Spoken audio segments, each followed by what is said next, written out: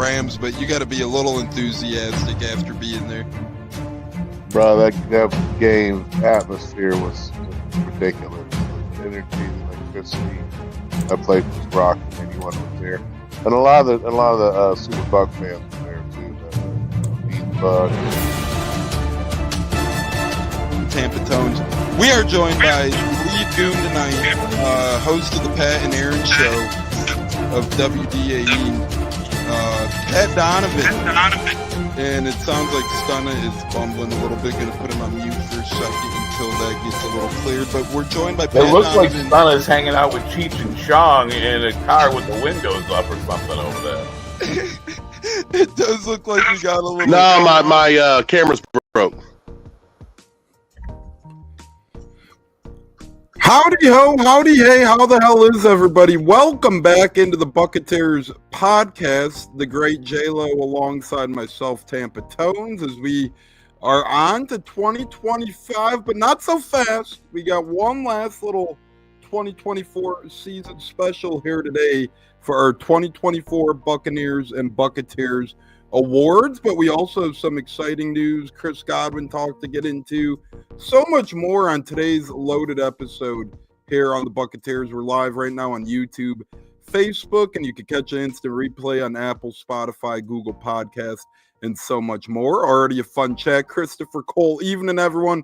Evening CC, how the hell you doing? C squared, I'm going to start calling you Chris Carter type, because you're a goat, that's why.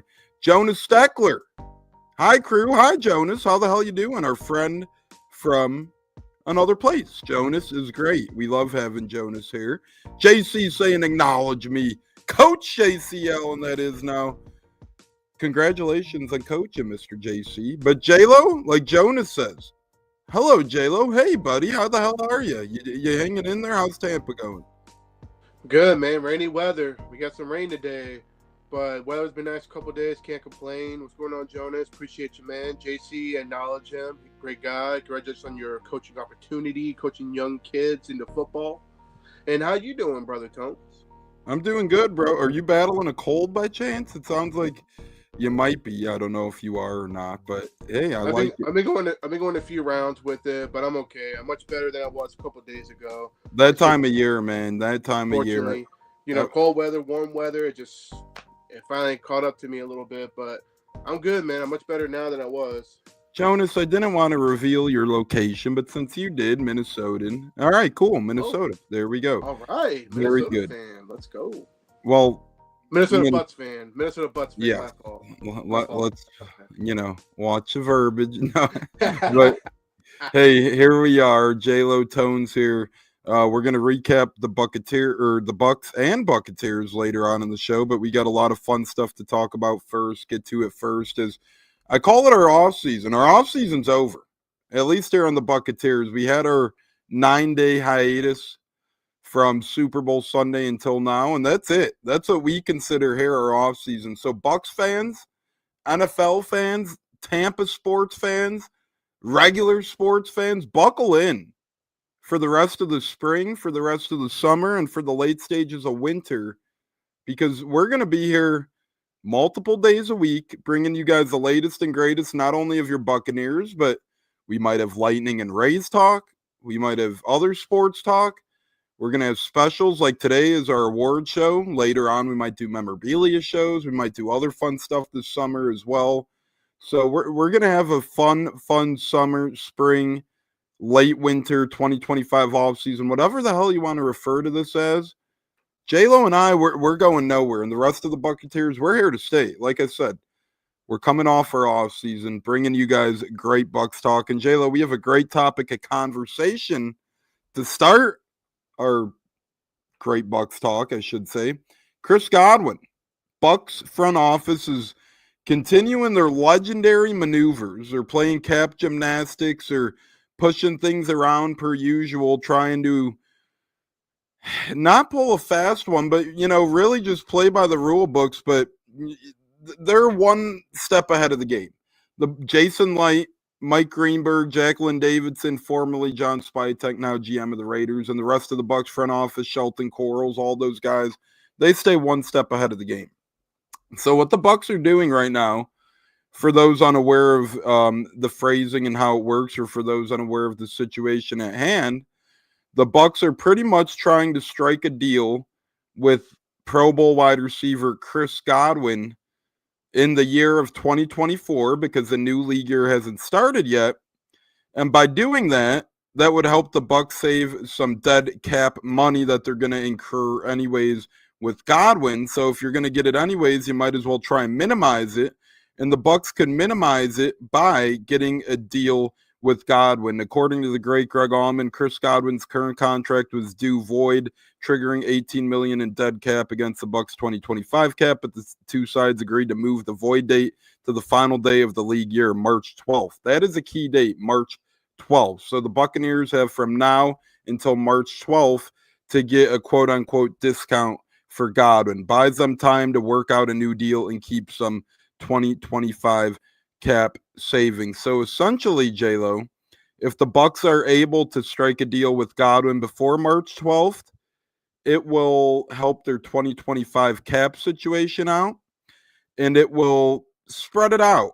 If an extension is signed before the deal voids on March 12th, it's only $7 million in 2025, J-Lo, opposed to $18 million in 2025.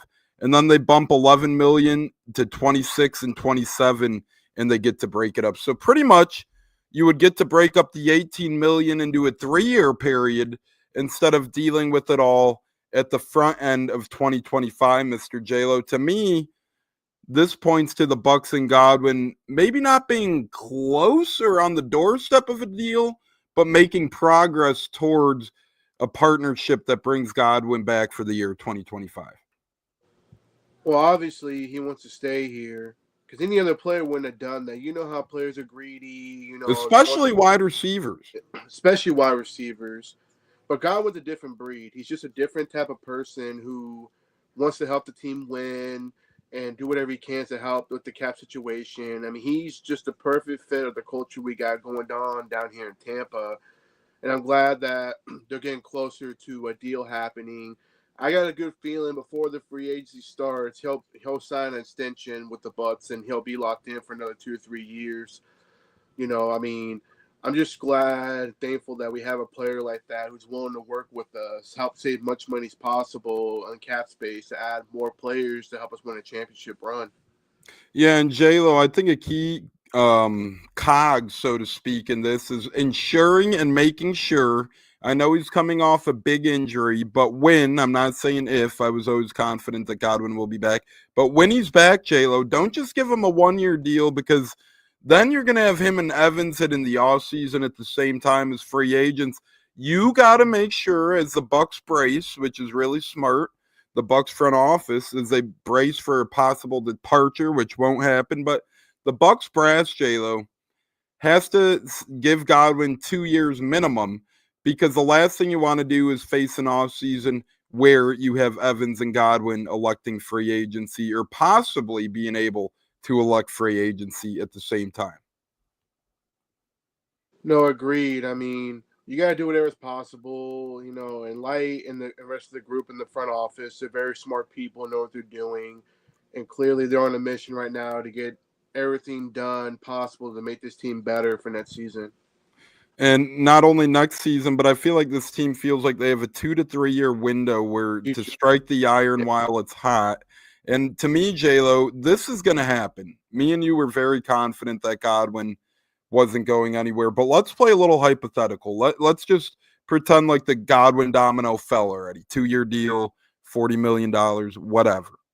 Because I think ultimately he's going to get a little less than Mike, so they're both happy. But that's neither near nor there. And again, I just got a text, I won't mention names, why wouldn't you franchise tag Godwin? We've talked about it on the show a couple of times now.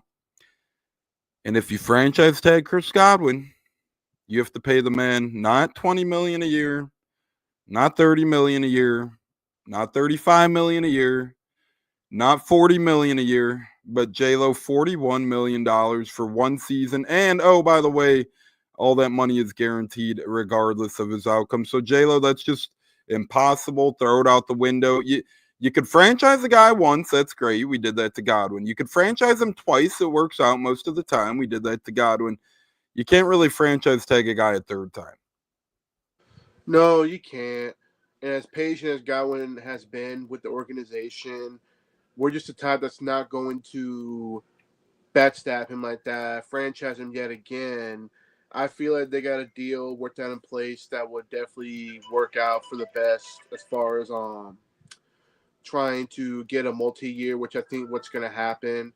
I mean, yeah, he could go 2 like Mike did, but I think they're aiming for 3. That way they don't have to stress on his contract for the next couple of seasons for the most part. But Please, the more the merrier. The more years, the merrier. Agreed, but the franchise tag's out of the question. The man doesn't deserve to be franchise tag. He deserves a contract, guarantee most of his money, whatever they give him. They keep him moving and stuff. And he's that type of guy that'll be patient. He'll wait. That's what he does. He doesn't hold out. He just goes out there and balls. That's what he does. So, for the most part, I feel that this will be something that'll be resolved pretty quickly.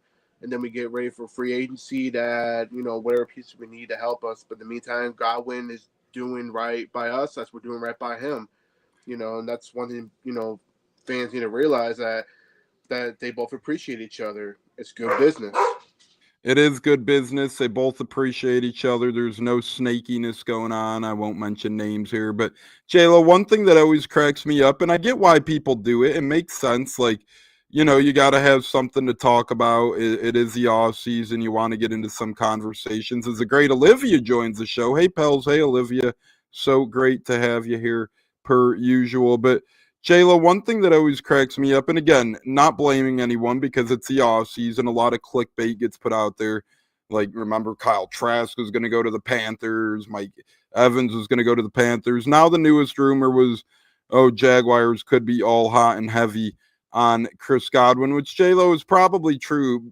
Every NFL team's probably, quote unquote, hot and heavy on Chris Godwin if he did hit free agency. So it's not like a surprise saying, all right, Jaguars, Godwin, there might be interest there. Number 2, just because the coach leaves the Bucs doesn't mean a player will follow. I remember everybody, Evans is going to go to the Panthers. Trask is going to go to the Panthers. This. Guys, just because these guys become head coaches and take a couple assistants, Canales took a couple assistants, Liam Cohen took an assistant, those things are natural. And yes, there will be some back-end players, keyword back-end players, that end up in Jacksonville. Much like Devin Tompkins just did in Carolina last year, much like John Wolford did in Carolina last year. A couple other guys, Cam Gill, couple other Bucs did as well, J-Lo. So, again, I'm not blaming anyone for talking about it. It's not a bad thing, but it always makes me laugh that, now the hot news this past week was Jaguars could have interest in Chris Godwin. No shit. No duh. And welcome to real life, because every 32, each of the 32 NFL franchises have interest in a guy like Chris Godwin. As Richard says, what's up, fellas? Tones, J-Lo chat. Our guy, our favorite, Richard in the house. But take it away, J-Lo. Agreed. I mean, whoever wants to believe that Godwin's going to go anywhere else, I don't see it happening. He could, the Panthers, Jaguars, former coaches can attempt to pull him, but that's not where his goal is. His goal is to win a championship here in Tampa. I just don't see him going anywhere. He's not like these other coaches and stuff. You got to remember, Godwin's been there longer than both those 2 coaches that left, between Canales and also Liam Cohen, that we hear only for 1 year. Godwin's been here since 2017, and he was a rookie.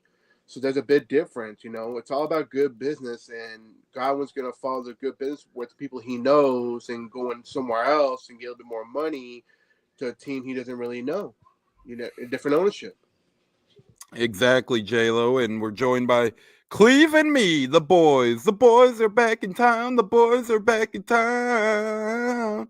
Yeah, nobody wants to hear me sing. Should I dance, though? No, I'm not going to dance either. But J-Lo and Tones here. Joey, Richard, Olivia, Jonas, JC, Christopher Cole in the chat. We got an exciting show in motion here. J-Lo, Tampa, Tones live on the Buccateers as we're talking Chris Godwin and more off-season talk before we get to our 2024 awards. And we're going to tease it. It ain't official yet, so we're not going to put it out there. But J-Lo and I may have more podcasting coming your guys' way soon as well, the old-fashioned way. We'll save that for a rainy day, though. As I said, it's going to be a big off season, a lot of news, a lot of notes on this show, on other shows, on Cleveland Me, our wrestling shows. So it's always a good time during the off season to stay with us. And honestly, our views are a hell of a lot better in the off season, which is because people love the Bucs and they love us and they want to keep up with us, man. During the season, you got wankers to the left and know-it-alls to the right trying to pay for everyone's views, and we're just here cooling, man. So stick with us off season, regular season, and whatnot. Cleve me says it's off season. Our buddy Cleve, nice guy, good guy. But yes, and that's what I was telling you earlier, Joe. This is exactly a parachute. You call it. How do I put this in a nice way? You call somebody who thinks like that. I'm not going to diss Cleve because I do love the guy, but his thought process isn't the smartest. It's just not. He's not a very smart sports guy or football fan. He's a Cowboys fan. Could you blame him? I mean, J-Lo, comparing LeBron to Jordan is like pretty much saying Mahomes, Brady. It's a situation that will never be had because Mahomes has to get to 8 Super Bowls in order to beat Brady, because let's not forget, Brady eliminated Mahomes twice in the playoffs. So in order for Mahomes to succeed Brady, he'll have to get 8 Super Bowls. And for LeBron to succeed Jordan, he'll need 7 championships with 2 three-peats, which won't happen, Mr. J-Lo. So, I'm all up for the offseason debates, the offseason sports talk, J-Lo, but my goodness, it seems like everybody always gets bored and tries to debate Mahomes or Brady or Jordan or LeBron. And to me, these are rather cut and dry arguments. It's simple. It's Jordan. It's Brady. Now, Mahomes could pass Brady. LeBron probably can't pass Jordan, in my opinion, at this point. But that doesn't mean someone can't down the road, right?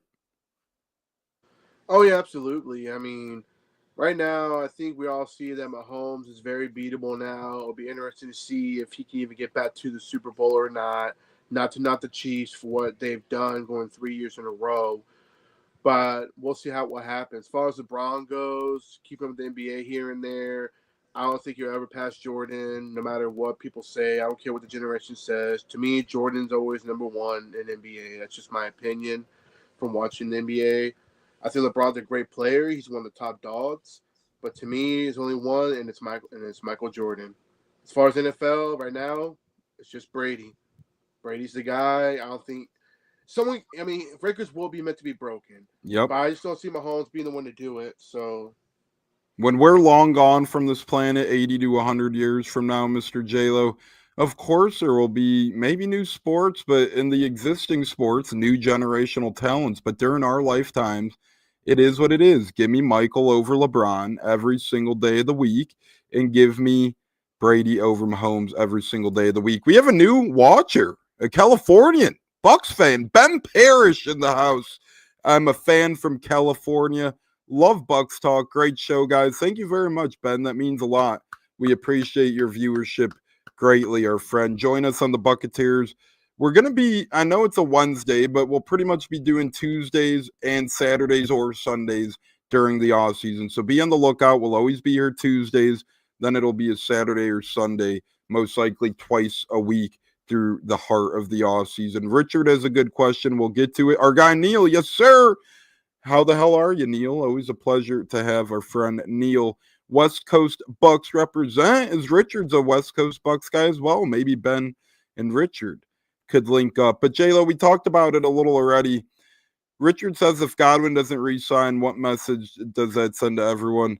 Richard, I'm here to bring good news. I don't think we'll have to worry about that. But I think if he did leave, J-Lo, I don't think it sends a negative message. I think it just shows it's a business. I think it just goes to show, hey, both sides grew apart. When Brady left New England, it's a business. People leave sometimes at the end of the day, and it sucks. But Godwin's coming off an injury. Again, he's going to be back, people. I'm just playing hypotheticals to answer Richard's question. To me, if he leaves, it doesn't send a negative message the message it sends is it's a business. What say you, J-Lo? Agreed. Unfortunately, in the NFL, it's a business. People are going to come and go. And if Godwin did leave, I feel it would be something different. Maybe something might have came up. But at the end of the day, I agree with you, Tones. I don't think he's going anywhere. And if he did, I wouldn't knock him for it. I wish him the best. I mean, he's done so many great things here in a short period of time. And I'll never hate the man. You know what I mean? Like, he'll be real, go get your back or go do what you got to do. But I think him and Mike and Baker, they're all tied. They're all just so close. I just don't see them breaking apart. And just to be real, if Godwin really had the image to leave, you think he really would have pushed those voided, the void, until before the free agent signing? That already right there tells me he wants to be here. So there's your answer right there. That I think they'll work something out. He's not going anywhere. We can just end that conversation right now. J-Lo, news broke today that the NFL salary cap is expanding for franchises between the range of $277.5 million to $281.5 million. Our good friend of the show, Joshua Capo, over at Pewter Report, projected the cap to increase to $275. So they even exceeded his expectations, which is good news for not only the Bucs, but obviously every NFL team at that point, because every team gets more cash, gets more moolah to spend. So this leads us nicely into our next topic of conversation, Mr. J-Lo. Back to earlier, I know I got sidetracked, and that happens easily from time to time, but let's assume the Godwin domino falls, right? That one's fallen. Godwin's back. He signed a 2 or 3 year deal, $20 million a year. Boom, it's in the bag. With the Godwin domino, quote unquote, being done hypothetically, again, ladies and gentlemen, which we think it will happen, but we're playing hypotheticals. Next Bucs offseason move should be blank, J-Lo. It could be renegotiating a contract, could be cutting someone, could be targeting a free agent, could be trying to trade for someone. But with the salary cap increasing, Godwin now under contract, hypothetically, what should the next domino for the Buccaneers be to fall in this offseason? Go get a pass rusher, whether by trade or go sign one of those available in free agency. You got to go get the pass rusher to make this defense work. That would be the very next move I would do. Yes, you got Ben Bredesen, who needs to be resigned, but I won't be too heartbroken if he leaves because I feel like he can. He's kind of like when Capel left, Yeah. It would sting but not kill you. Exactly. I mean, that's just my thing. With Godwin being resigned, the offense will be fine. There's nothing else to really do with that except maybe bring back a Suapeta to compete, but that's a whole other conversation. But to me, I agree with you, though. That's what I would do. I would have Klein, our rookie from last year, compete with Suapeta, who, by the way, J-Lo and I keep saying this, great friend of the show, J.C. Allen, made a good projection. Suapeta was pretty much going to be the Bucs starting left guard, at least to begin the preseason battles before his injury happened last year. So my thinking would be Bucs battle, Opeta, Klein, and then maybe another rookie in the mix there. But J-Lo, take it away. No, exactly. Continuity. Klein's got a year under his belt with 2 coaches that are very amazing that got promotions. I feel like he would be a good fit to compete as far as that goes. But back to the defense side of the ball, that's where our main focus will be. Once Godwin's resigned, boom, done. Now move to the defense by getting your edge.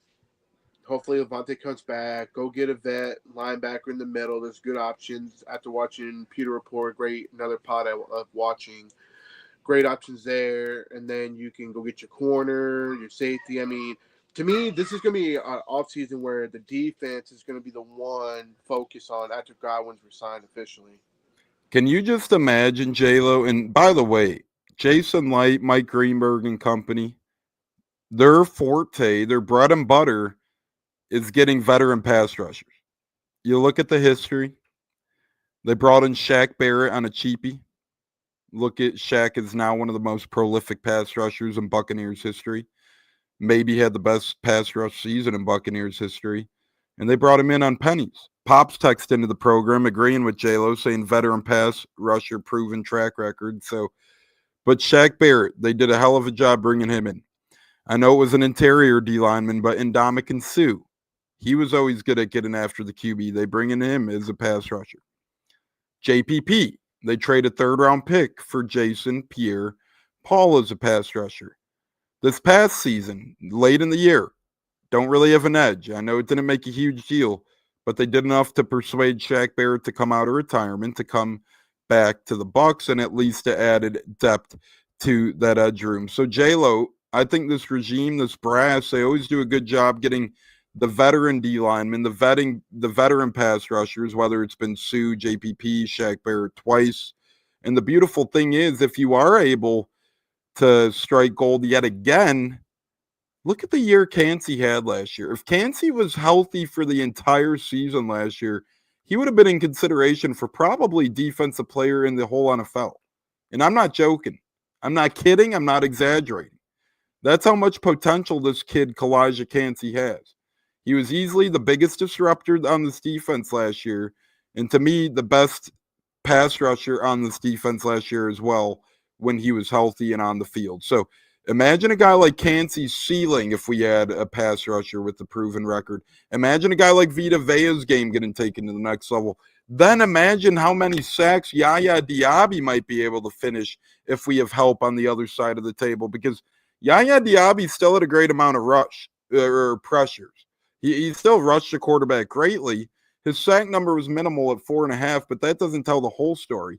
But maybe if you get a Trey Hendrickson, maybe if you get a Khalil Mack, maybe if you get a Jadeveon Clowney, or maybe if you get one of these other big names, J-Lo, it helps, or not Jadeveon Clowney, I'm sorry, Chase Young. I think Clowney's still under contract one more season. But regardless, whoever it might be, any sort of pass rusher who has sort of a big pedigree and background, Sweat from the Eagles is another one, just won the Super Bowl.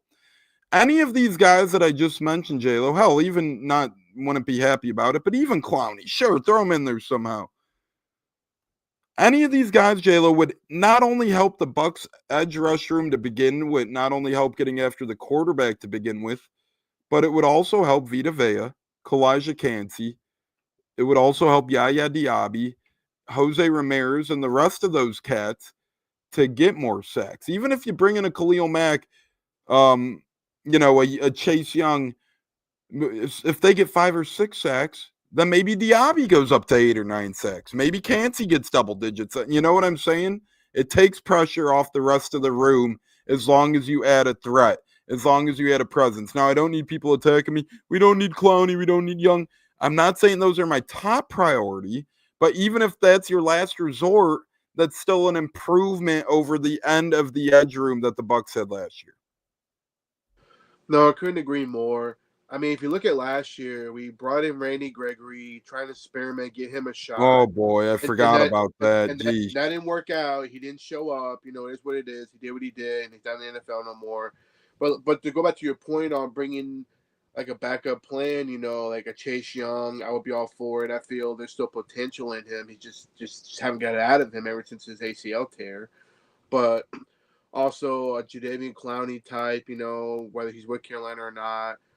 I definitely see them going to get a vet, whether it's free agency or a trade. I know fans want Myles Garrett really bad. I wouldn't knock on it. We all wouldn't knock on it. We would love to have him. But at the end of the day, if you know Jason Lion as a real Bucs fan that we do, he won't give up that much draft capital, even with a guy like Myles Garrett. Trey Hendrickson, that's another guy that I've been mentioning to you and a few other people, Tones, that would make more sense. He's had 17.5 sacks the last 2 seasons. I mean, this is a presence we need on that D-line. Even if it drops down to 11 or 12, that's still production what we've had the last couple seasons in the pass rush room. We just got to get a veteran presence in there, whether it's going to get a Khalil Mack as a veteran. I mean, the guy was a double-digit sack artist 2 years ago.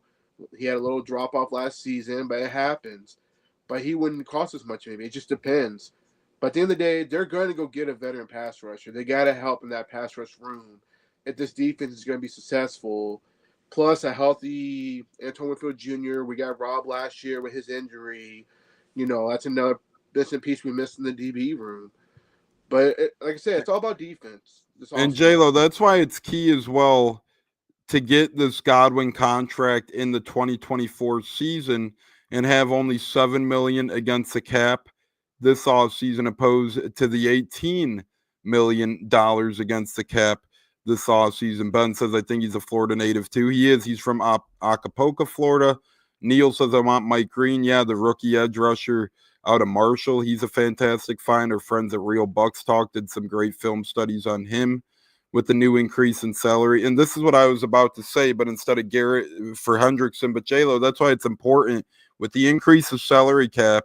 If you're able to get a guy like Godwin under contract and save $11 million against the cap there, and then you get this increased salary cap, it may allow you, maybe you can't get a Myles Garrett or Trey Hendrickson for $25 million a year, but you certainly would be able to get another premier pass rusher then, like a Sweat, like a Mack, like a Chase Young potentially for maybe a one-year prove-it deal or maybe a multi-year deal, or maybe Clowney gets released from Carolina and you could look there. There's multiple options that could play out and happen for this Buccaneers team. Obviously, I want Garrett. I want Hendrickson. I would want a Michael Parsons. Those Watt, pipe dreams, Crosby's, right? Those are the pipe dreams. But you got to be realistic too.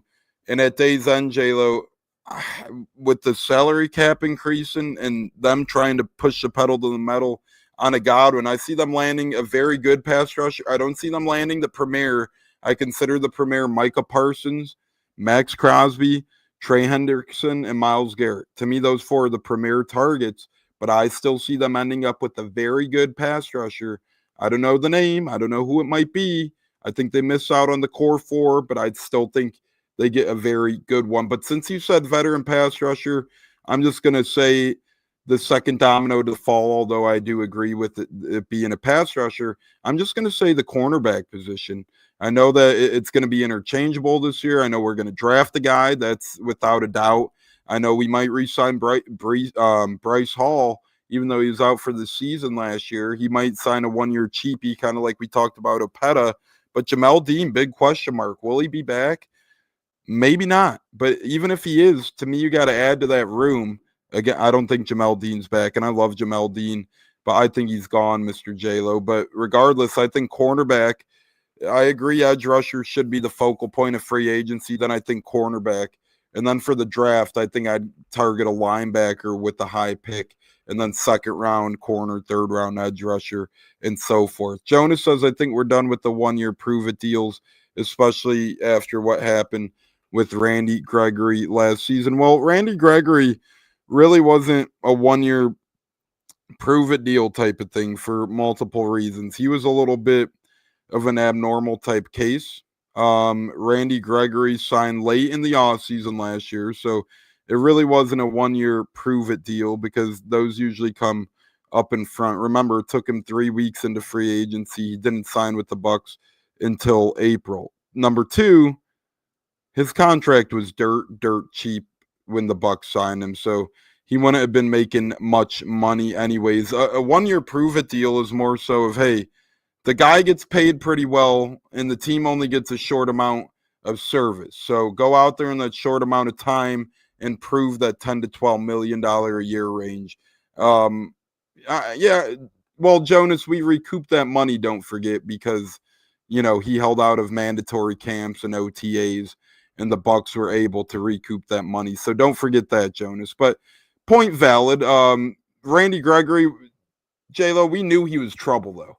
The Bucs knew the risks they were getting into, and that's why they didn't have to give him a lot of money, and that's why they were able to recoup it. But Randy Gregory has played very little NFL games for the potential amount of NFL games that he's could have played. So to me, J-Lo, I don't look at a Chase Young type as dangerous as Randy Gregory type, in my opinion. No, I mean, Randy Gregory, it is what it is. I mean, he hasn't played it down in a long time anyway. He's not, ever since he pulled what he did with us, I think he had a tryout with some team. I can't remember what team it was during the season, but obviously he did get signed. So I think he's done, whatever, move along. But Chase Young will be a bad one. He played pretty much a full season with the Saints. Maybe not put up the big numbers that, fans wanted to look at, but it wouldn't cost much to get him. And I feel like he would fit the room good. maybe not that premier pass rusher that everybody really wants, that I want, that you want, but I'll take a vet pass rusher who I think could do some good things. But we'll see what happens. I mean, I agree with the corner. I think that's another thing. I agree. I think Dean's gone. I think his time is up. Great person, just can't stay on the field all season long without getting hurt during the game when we need him. I feel like there's some good vets out there. In the draft, there's so much talent. That's where Light does best too. He's good at drafting players that are ready to play and start. The last two draft classes itself. Another guy may be worthy of a 1-year prove-it deal. Say if we strike out on other big names, DeMarcus Lawrence, he'll be a free agent. He at one point had a couple. And for those that say, oh, man, look at this, look at that. Remember Robert Quinn? He disappeared forever. Then his last couple of years, he was one of the best sack people in the NFL. So sometimes it's one of those things where you got to be put in the right place at the right time. Richard making a great point. Shaq and Baker were 1-year prove-it deals. It worked out pretty well. Just saying. Neil saying we need a fourth wide receiver. I think we'll surely draft another one, J-Lo. We always see, every year, to me, we could pretty much pencil in the Bucs for drafting a wide receiver. And to be honest, if Godwin was healthy, and I'm not huge on Sterling Shepard, but he could easily be wide receiver 4 if we brought him back for cheap. If you have McMillan as 3, Godwin as 2, Evans as 1. Low risk, high reward. Gregory didn't get paid. Exactly. That's just it, Richard. Low risk, high reward. If you bring in a Chase Young, a DeMarcus Lawrence, a Dante Fowler, one of those types of guys, you probably won't have to pay a lot, maybe $8 to $10 million a year, or maybe even less. And you'll probably end up, with, hey, if they do good, great. Maybe they turn into Shaq, they come back, they get their payday. If not, hey, go play somewhere else. Go get your money somewhere else. Or even trade for Ojulari from the Giants. That pass rusher, I mean, there's so many ways they can do this. There's so many options. Maybe not what everybody wants. Everybody wants Garrett the premier. But I won't knock if we go get a guy like a Chase Young or trade for Ojulari or trade for Leonard Floyd from the Niners. There's so many options. And Hassan Reddick is another name that people remember. Everybody was clamoring for him. Again, one down year. Now all of a sudden people think he's dirt. And just one more name to bring up, an Emmanuel Ogba, Lorenzo Carter, Clellan Ferrell. There's pretty good pass rushers out there, J-Lo. They might not be premier names, but I'm pretty sure the Bucs will land one of these vets. Absolutely. Like I said, they'll improve that tremendously. Go get that vet corner and even draft one. Double dip. Go get a vet linebacker. Go get a vet edge. Linebacker, edge, and corner. Get a free agent and rookie at each. Very good. Yes, I agree. And make those your top 3 picks as well, in my opinion. The Bucs cap situation for 2025 will have zero hindrance on any moves they want to make. Joshua Coepo just tweets it will ultimately come down to the cash from the Glazers want to spend. Right now, I'm thinking that's about $300 million with about $200 million already committed to. So he has about the Bucs spending $100 million more. Remember, factor in rookies, Godwin. Yeah, I like that number. To me, that could still fit in some pieces of importance for this Bucs team. Speaking of importance, we're on the Buccateers live. Catch us Tuesdays and then once on a weekend, Saturday or Sunday mornings through the off season. We talk all things sports, not only Bucs. And before we get to our 2024 award shows, and remember, as our guy Neil said, Neil, if you're still there, tell the people, hit the like button, turn that notification bell on, and subscribe if you're watching on YouTube. It helps us a lot, helps us bring more great content to you people. We have a lot planned this offseason. We're going to be coming to you guys a lot of different angles and change the game a lot. So be on the lookout for that. If Godwin leaves, he'll go to Baltimore or Washington because that's where his family is. Chris, the only reason why I kind of disagree with that is because he wants to play in a warm weather state, and him and his lady have made that known by now. After being in Penn State, then going to Tampa, they pretty much made it a warm weather state. So to me, his options would be Tampa, Jacksonville, Miami, Houston, one of those type of areas. I'm not saying I wouldn't completely rule it out, but I would just put those teams a notch below just based on what I've heard about Godwin in his situation. Before we get to Yep, exactly, Neil. Chris ain't going nowhere. Before we get to our 2024 Bucs Awards, we're going to get to some important news and notes from around the National Football League. If people may have missed out there, we know it's the off season, so not everybody is NFL Network on or ESPN on or the Buccateers podcast on, wink, wink, like they usually do in mid-season. So we're going to give you guys off-season NFL news and notes before our award show right now. And JLo, I'm going to read one and then I'll let you react to it as I read some news and notes. Aaron Rodgers to the Rams would make sense if they get rid of Matt Stafford. JLo, who finds a home first? Matt Stafford, Aaron Rodgers? 10 seconds, the floor is yours. Aaron Rodgers, and I hope it's not the Rams, because I think it's the one team I think that can fit him. Definitely Sean McVay. So I hope it doesn't happen. But I say Aaron Rodgers find the home first before Stafford. A couple of years ago, J-Lo was Deshaun Watson. Now we're up to Tucker allegations. We're getting up to the 20s or high teens or something like that. A guy like Deshaun Watson, a guy like Justin Tucker, these are people who nobody would have expected to be in the water that they're in. J-Lo, do sports have a problem with this type of thing, or are these just very minimal examples of a couple bad eggs? I think it's minimal example for a bad couple of eggs, because at the end of the day, these are people that made their decision, chose what they do. The NFL did not tell them to do this. They get paid pretty well to enjoy life after football. That's my opinion. I think it's just two people that made bad, poor decisions, and now they have to deal with it and live with it. Oh, yeah, J-Lo, I thought it was funny yesterday as well. I seen a Redskins, Commandos, whatever the hell you want to call them, fan on Twitter yesterday saying he'd rather sign Darius Slayton than Chris Godwin in free agency. I was like, are you kidding me? That's funny stuff over there to me. But former Colts coaches Kevin Patullo and Parks Frazier have received promotions with the Super Bowl champion Eagles. Kevin Patullo will now be their offensive coordinator, J-Lo. Hire within, keep continuity with the players, smart decision. In Philly's case, I think just go higher up within that's been with the players and know how they play, and just continuity, that's all that was. Yeah, Tristan Wirfs, thanks a former NFL player, or not former, but fellow NFL player Lane Johnson for talking about mental health and being open about it. And Wirfs thanks Lane Johnson for being a trailblazer, how they've battled mental health. Both of them have battled anxiety and other things and so forth. But J-Lo, again, one of those things where if you're ever feeling something, just speak out. Like Wirfs spoke out about his struggles from moving to right tackle to left tackle. He had to see a therapist, just speak out if you're feeling something, J-Lo, just because, we're all human here. Agreed. Mental health is a very hard thing in life, and you're going to go through things that you may can't handle on your own, and you need to talk to a professional. There's nothing wrong with that. We all been there. And the Patriots announced...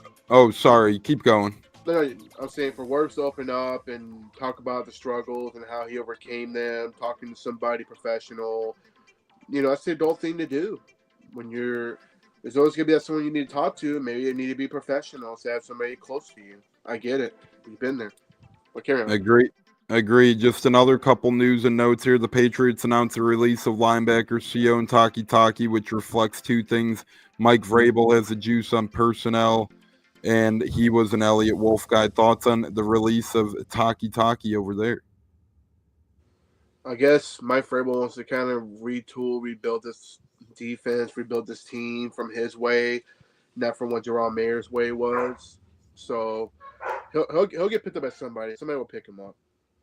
Yeah, two more things. First and foremost, very small one. I'm not going to ask you your reaction on this, Mr. J-Lo, because it's small, but Ravens re-sign wide receiver Keith Kirkwood. Then J-Lo, last but not least for our NFL news and notes, I want to get your opinion on the 2025 international games that are currently set up.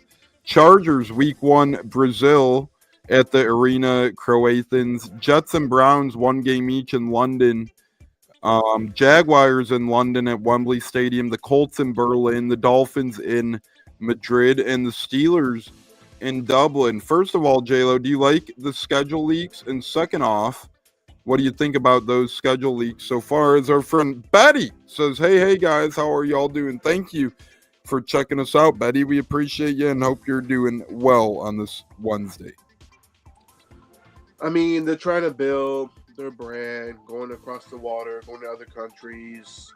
Part of me's for it, and then part of me's like, just don't let it be my team. You know, I don't want to have to wake up at some hours in the morning to watch a Bucs game. I'd rather wait for the traditional 1 o'clock, 4 o'clock, or, evening game. But it's a hit or miss. It's hard to tell. I mean, they're trying to build the brand, obviously, like I mentioned earlier. But we'll see. It's one of those things, JLo, where it's all fun and games until your team has an important game at 6 a.m. in Europe on a Sunday, and it's like, oh, man. Pour me some Baileys in my coffee cup, I guess. Yep, some good old Irish cream, that's for sure. But, JLo, that'll do it for our NFL news and notes from around the National Football League. We're gonna be doing this segment every Tuesday. We're going to be catching you guys up on the latest and greatest news from around the great National Football League, especially in the off season. It's just so critical and crucial. And before our award show, JLo, I just want to say, it's time for the awards. Are you ready for our 2024 Buccaneers and Buccateers awards, or you have anything else you want to mention quickly? No, let's do it, man. Let's recognize, some of these players that worked really hard last season to get where we are and how much potential we got going into next season. Yeah, we're going to fire up our award show as we speak. But remember, ladies and gentlemen, you guys are in the midst of watching the Buccateers podcast live on YouTube or Facebook. Proud partners of Bucs Life, as you see them there saying award show time, all amped. We're pumped up, but we're partners with them on Facebook. So go to Bucs Life Facebook and you can catch our episodes live, or go to Buccateers Podcast on YouTube to catch us live. And remember, hit the subscribe button, hit the like button, and please turn that notification bell on.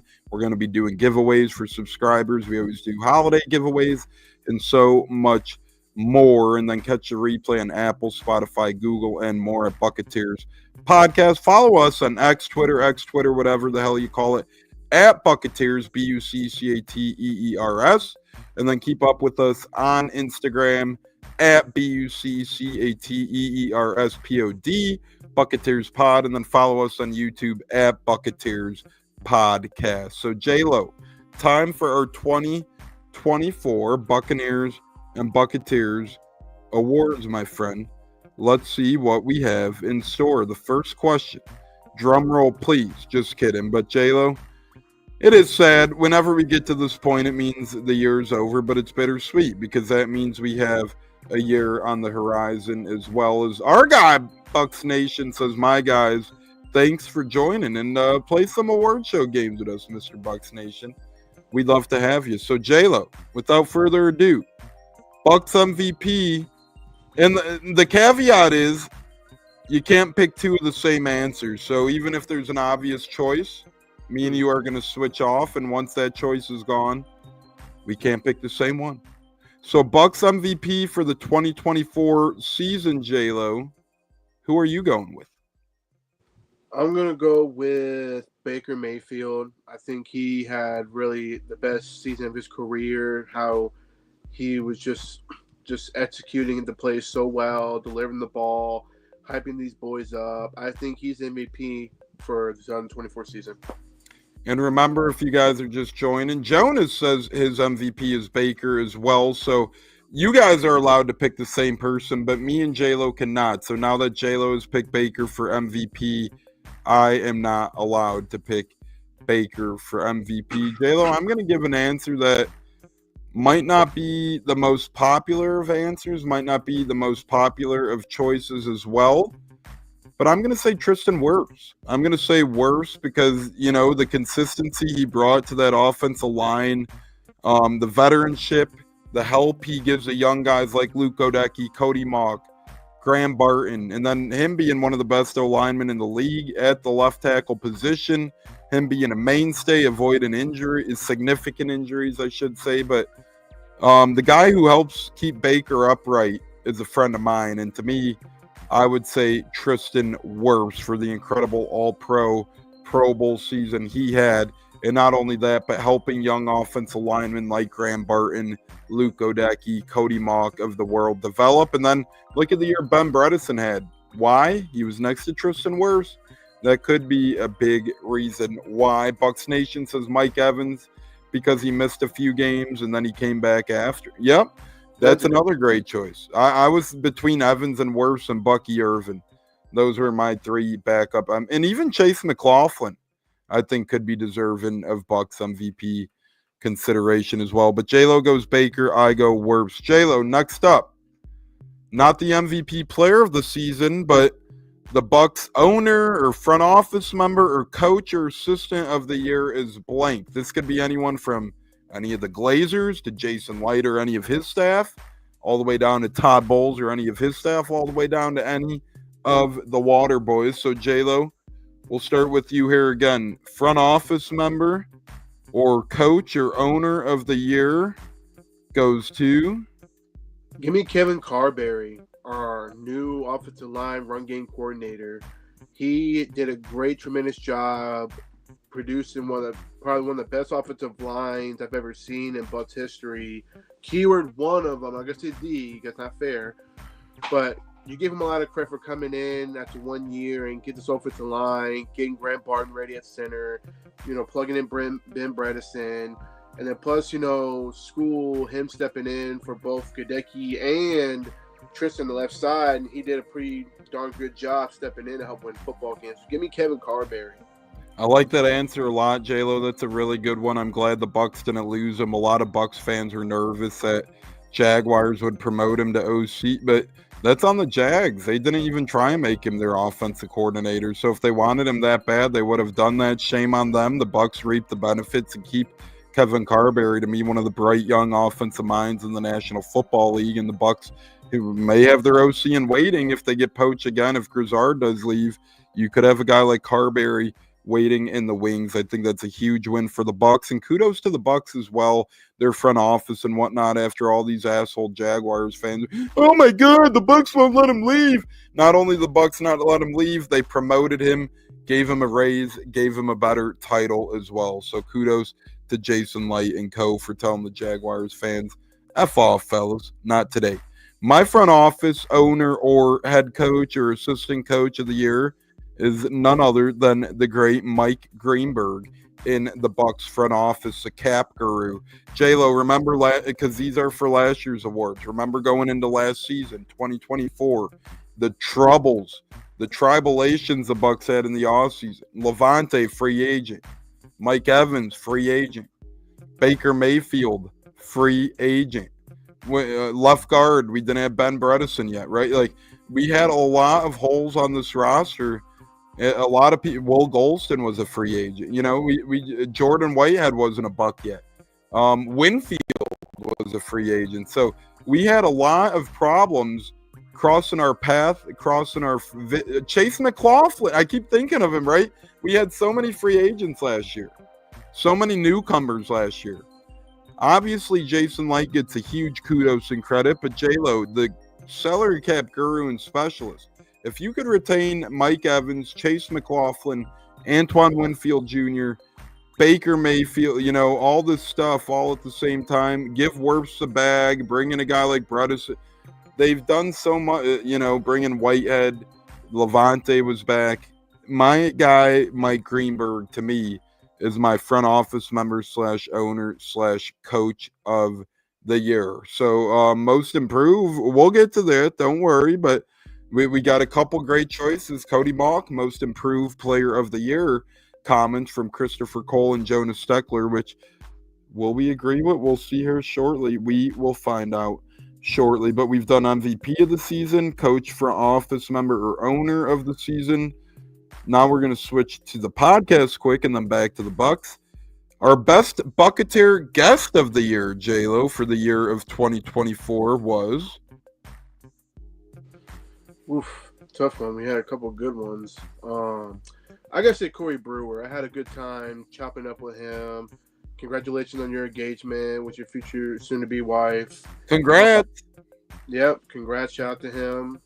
And he was very fun to talk to and get some input on how his career started. So I say Corey Brewer. I'm going to go with my guy, Tyreek Funderburk, or I should say our guy. Friend of the show's, very great guy. Wished him a happy Valentine's Day last week. He liked my reply. Keep in touch with him on Instagram. When I was in New Orleans for Saints Bucs, I ran into him. He gave me about 15 minutes of one-on-one questions, answers, and all that stuff. So just a phenomenal guy, friend of the programs. Hopefully we could get him back on this offseason.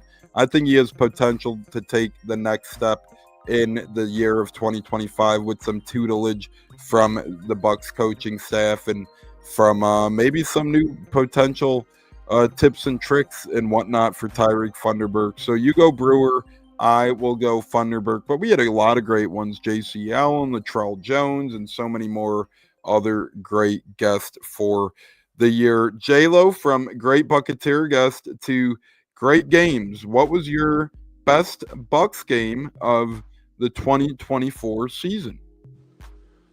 Oof, man. That's a tough one. I'm going to go with the one I went with you live at the Raiders game, because it was looking like we're about ready to drop the ball and go home and lose to a very bad football In a crucial point of the year. Oh, Lord, yes. That was oof. And that's when you know they flipped the switch and they took over and they closed the game out and won a football game, in tremendous fashion. Because I remember we were just trying to go get food and a beer or something, and they were driving. And right when we get back to our seats, boom, interception. That's where it all ended. So give me the Bucs Raiders game. That was probably. I remember looking at you and being like, if Sincere McCormick keeps running down our throat and we lose to these bastards, I'm done. Because every damn time we were trying to get a hot dog or a beer, Sincere McCormick 3 yards, Sincere McCormick 6 yards, McCormick 7 was one of those drives. Obviously, the Bucs put that to an end. Nice little defensive interception, and then Bucs took a double-digit lead and never looked back. But great choice. I'm going to go with Bucs going into New Orleans, putting up a 50-piece in a comeback win in a place that's not easy to play in New Orleans in a deafening stadium. I was at that game. Jonas says Bucs defeating the Lions. That's a great one. But Bucs Saints was so much fun, J-Lo. We had a big lead to start, and then the Saints came back and took the lead on us at halftime, and you couldn't hear a noise in there, man. That stadium was loudest stadium I've ever been to, and I've been to Kansas City, Detroit, Minnesota, Indianapolis, some of the premier stadiums around the league. Easily takes the cake as New Orleans, especially because we're rivals. Then the Bucs go on to make play after play, get a 50-piece, kick their ass, and that was a lot of fun. I got some great stuff after the game. I got to meet Payne Durham at that game. So to me, the best Bucs game of the year was New Orleans, and I'll agree, this isn't even debatable. Denver, to me, was easily the worst game of the year. Only thing you could consider is Washington, because we ended up getting eliminated that game, and, you could base it on that premise. But Bucs at Chargers with all the I like that one, too, because that was a critical win against a playoff team on the road when Chargers were getting hyped and the Bucs were not. So, to me, those are good ones. And don't forget about that Eagles win as well when we beat the Super Bowl champs. But I'm dominated them Eagles, Super Bowl champs. With the best Bucs game of the year, J-Lo's going Raiders. I'm going Saints. Jonas is going Lions, and Richard going Chargers. As J-Lo said, we dominated the Eagles, so that could easily have been one as well. J-Lo, from best game of the year to most memorable play of the season, what would you say is your most memorable play of the year? Oh, I mean, this pretty much, I think probably 80% of the Bucs fans probably agree. It was probably the Mike Evans clinching the 1,000 yards, tying Jerry Rice's record. That to me was the most memorable play. It looked like he was not going to even get anywhere near it coming back from his injury, and that's when very last play of the regular season, he got the 1,000 yards. So that to me is the most memorable play of the season. Yeah, and again, remember, fellas, ladies, whoever is listening out there, we do appreciate you guys tuning into the Buccateers pod. But if you're just catching our award show, we cannot pick the same answer. So obviously I would have picked the Mike Evans play as well. As Richard said, worst game, Bucs versus Ravens, losing yeah, that was hard. That was a brutal game, so I agree with you there. That was tough, losing both GOATs in a game. Mike getting 1,000 yards. Yep. If I had to pick an alternate, though, J-Lo, I have a couple. I have a couple choices in mind. Do I go with the? How about the fumble play by Anthony Nelson against the Panthers? That was cool.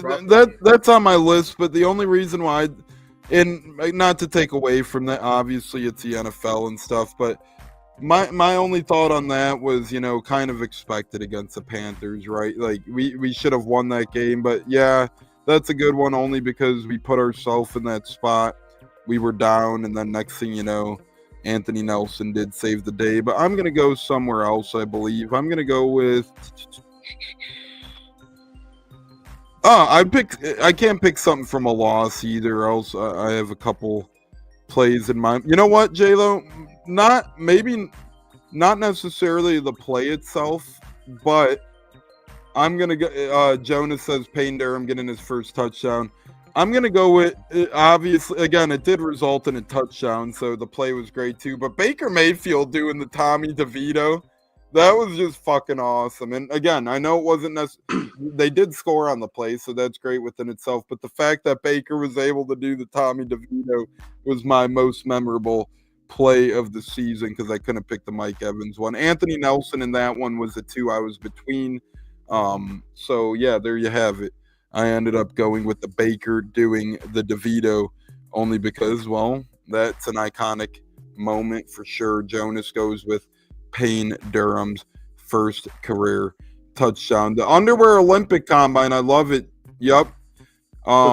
We got it right around the corner, Christopher Cole. So, and we'll get into that as well. But there's actually more to it than just Thursday. There's a whole schedule there. Jonas says yes.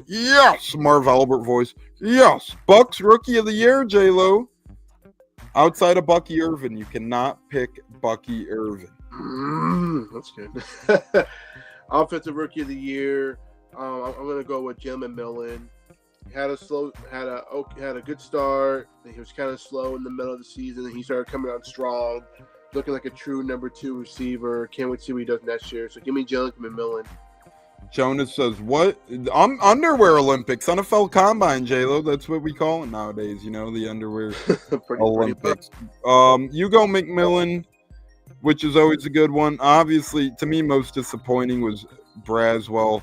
But I'm going to go with Graham Barton, as you see Richard and Chris say the same. I'm going to go with Graham Barton because I know he made a costly snap infraction in the playoff game, but he anchored the center position greatly. Never easy to do as a rookie. I know, Jonas, but, that'd be the easy choice to me would be Bucky Irvin. So I made a little exception to the rule, my friend. You guys could pick Bucky, but for J-Lo and I talking purposes, he goes McMillan. I go Graham Barton. We still have 3 more left, J-Lo. Most improved Buck of the year was Sean Tucker. He's looking like a true number 2, maybe even a starter in the future. That's a good one. Sean Tucker, I like him a lot. He tweeted something earlier, and I retweeted it and told him, can't wait for year 3, fam. It's going to be fun watching him, feed him the ball more. By giving him his most improved, he looked like a true anchor back, carrying that ball. Richard, I was actually thinking about Tyke, and as weird as it sounds, Devin Culp, because I wasn't going to hold the number of games that he actually played against Culp.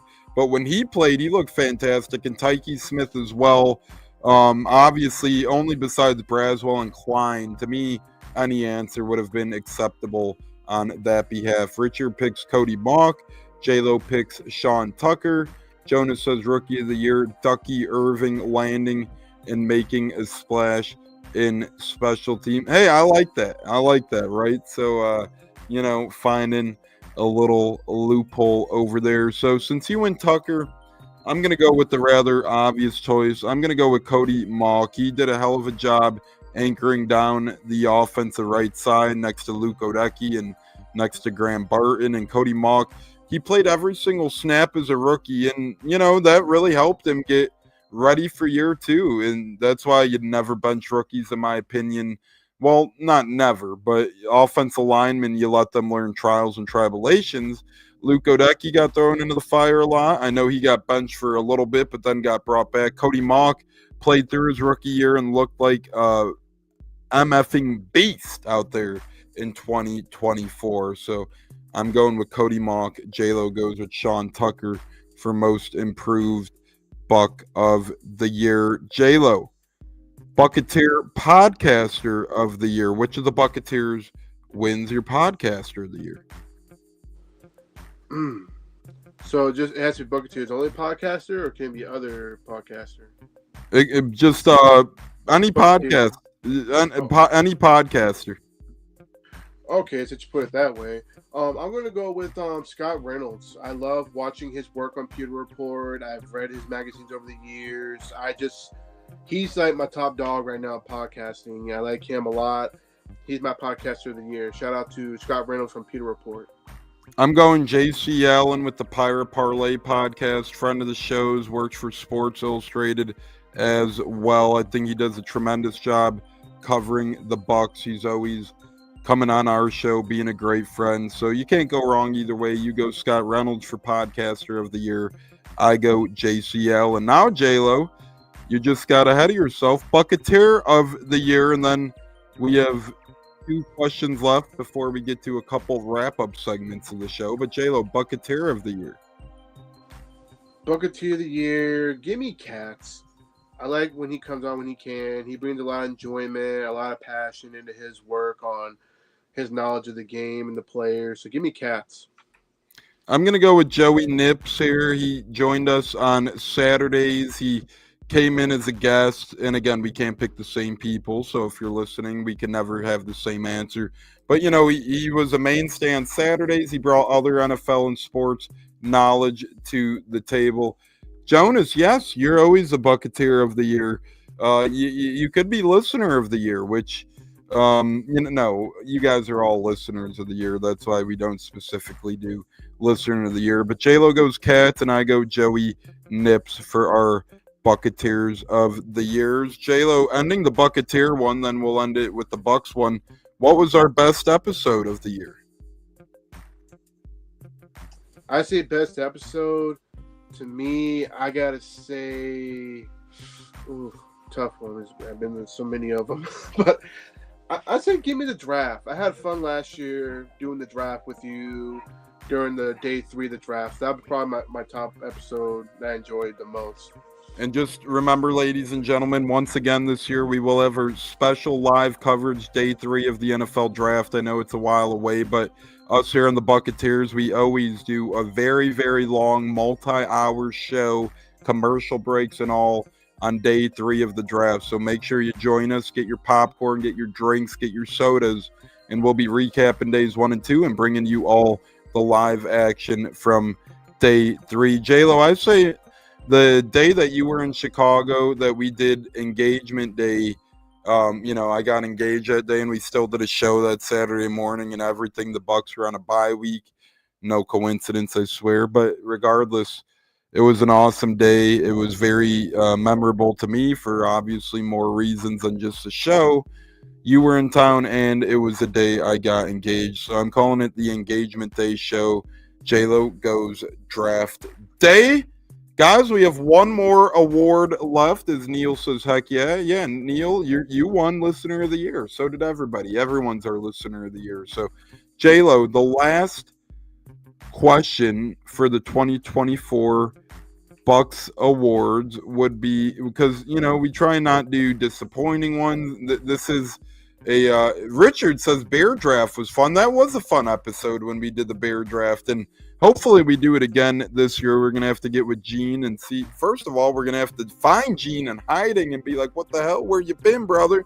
Secondly, we're going to have to talk to him about this year's Bear Draft. Maybe we'll do a pregame appetizer draft as well. But J-Lo, final Final question. Favorite stadium the Bucs played in 2024 was? I'm gonna say the LA Chargers. Just watch them go over to that stadium, SoFi, tough environment, go in there and just put up a great show in the second half in a very beautiful stadium, going to someone's house and just knock them off, even when all the hype was on their defense. So give me SoFi Stadium against the Chargers. Christopher Cole, every Buccaneers podcast are the best. We appreciate that, Christopher. So that means you consider us one of the best too. And, maybe give us some wiggle room to the best. No, I'm just kidding. Yeah, we agree, though. All the Bucs content creators are great. We love this show, obviously, but it goes beyond here. All Bucs peeps are great. I'm going to go with Stadium of the Year that we played in.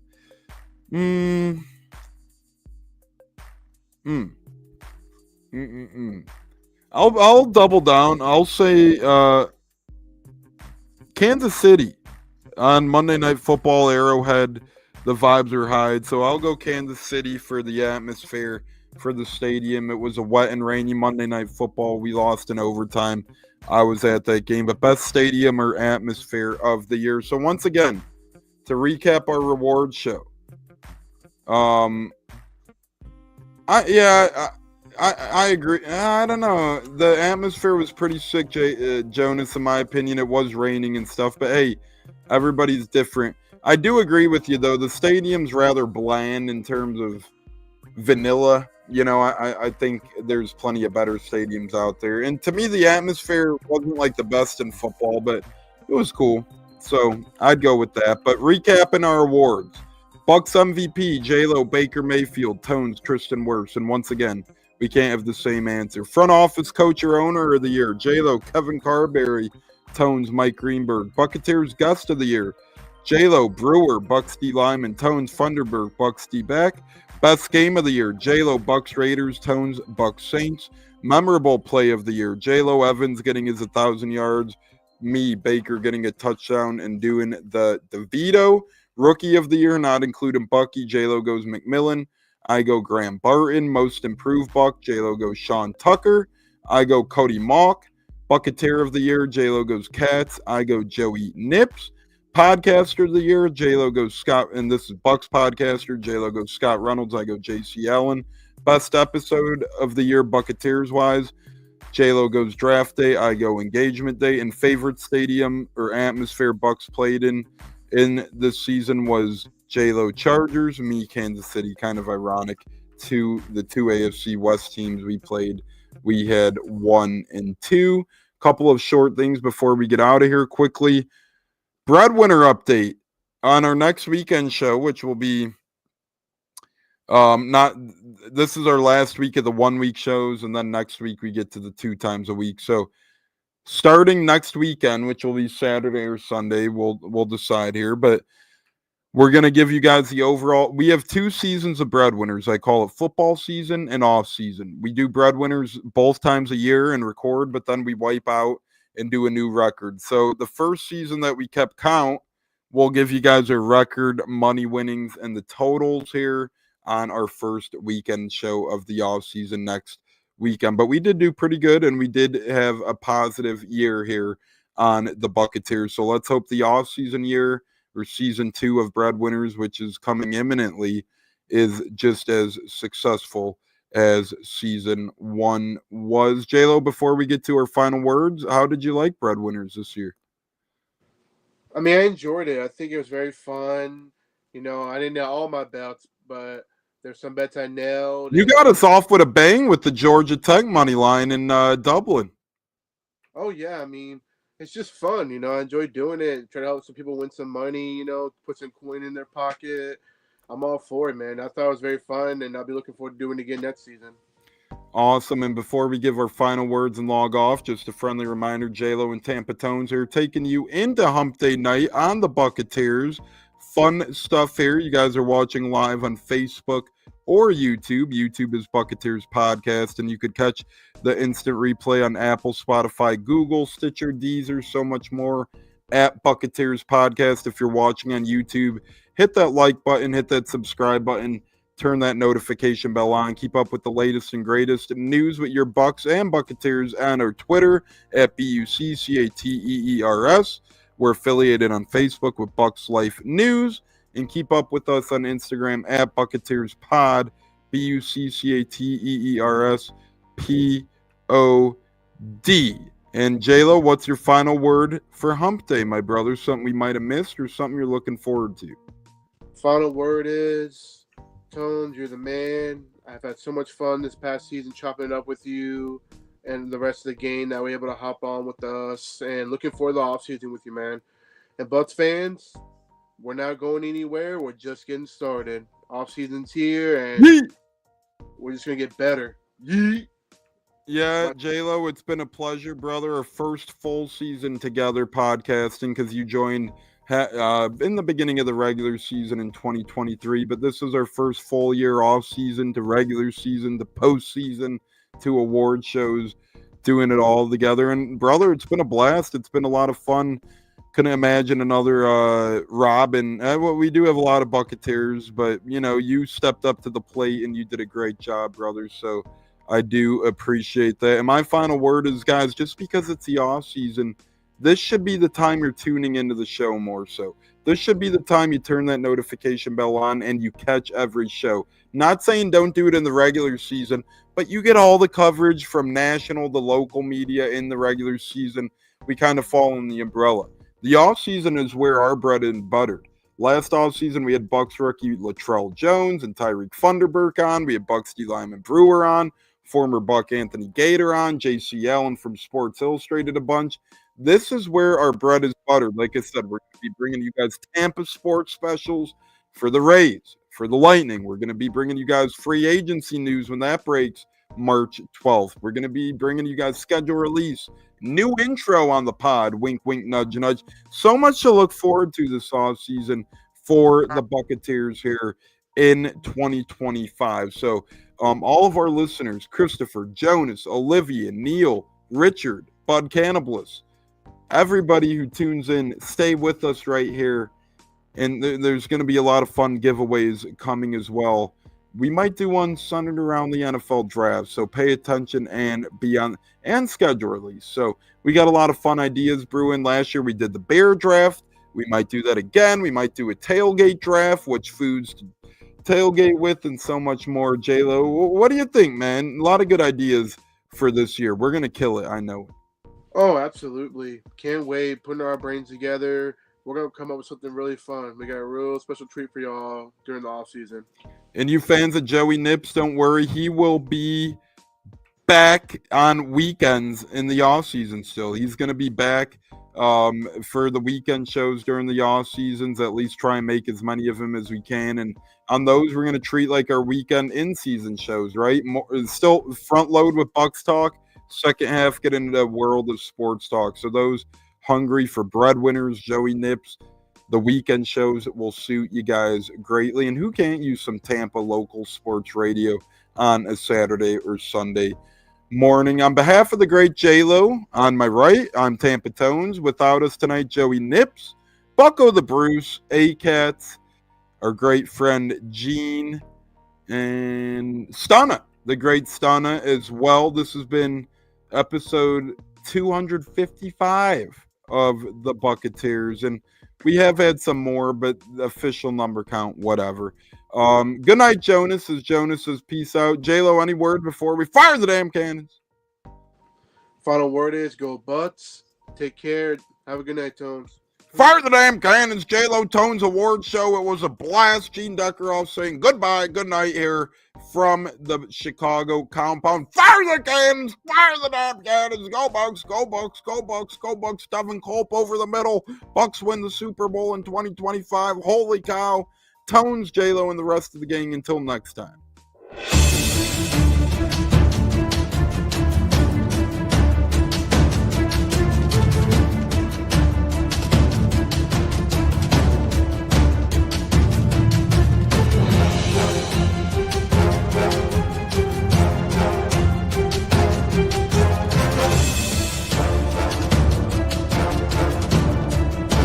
Game on Sunday, man. man. I know you're nervous for the Rams, but you got to be a little enthusiastic after being there. Bro, that game atmosphere was ridiculous. The energy, the electricity. I played with Rock and anyone was there, and a lot of the Super Buc fans were there too. The Bucs. Tampa Tones. We are joined by lead goon tonight, host of the Pat and Aaron show of WDAE, Pat Donovan. And it sounds like Stunna is bumbling a little bit. Going to put him on mute for a second until that gets a little clear. But we're joined by Pat It looks like Donovan. Stunna's hanging out with Cheech and Chong in a car with the windows up or something over there. It does look like we got a little